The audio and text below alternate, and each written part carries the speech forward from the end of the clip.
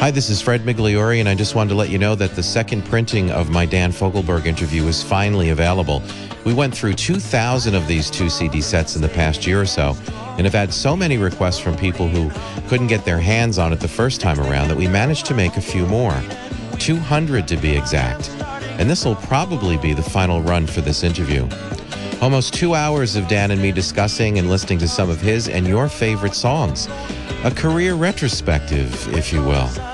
Like being a fly on the wall hearing Dan tell his tales about how these songs were born. Like how he got the Chieftains into the recording studio.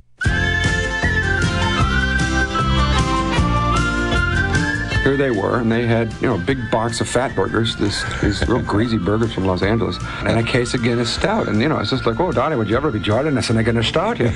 And I went, well, sure, what can you say? You're the producer, you want to keep the artist happy, right? So I pounded a Guinness with these boys and, hammered by noon, but the session worked out great. It was a great day. It was a funny day. Once in a vision I came on slugs and stood at a fork in the road. The most interesting part of that song is that when I was talking in the end about two roads, about one is simple acceptance of life and the other is being sweet peace, a lot of people have misinterpreted that. And what I was talking about is acceptance of life or suicide. Basically the only choice we really make in our lives, ultimately, is do we accept and live life no matter what comes at you, or do you check out?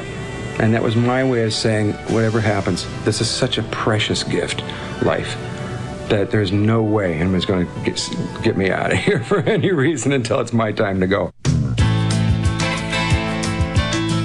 Go to my website, fmodyssey.com, to order your copy of one of the final 200 CDs of my interview with Dan Fogelberg that includes 13 of his full-length songs interspersed throughout our almost 2-hour discussion. A portion of the proceeds goes to the Prostate Cancer Foundation in Dan's name. And while you're there, for a limited time, my interview with Gene Fogelberg is available as a digital download only. Gene and I fielded questions from Dan fans about his last days, the making of his final album, Love and Time, and what Dan was like beyond the music. This is Fred Migliore, and thanks for listening.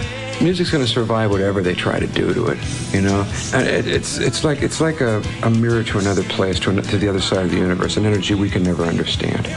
And I mean, they can flog it and they can make it idiotic, and they can do anything they want with it. It'll still survive because it's such an important mode of human communication.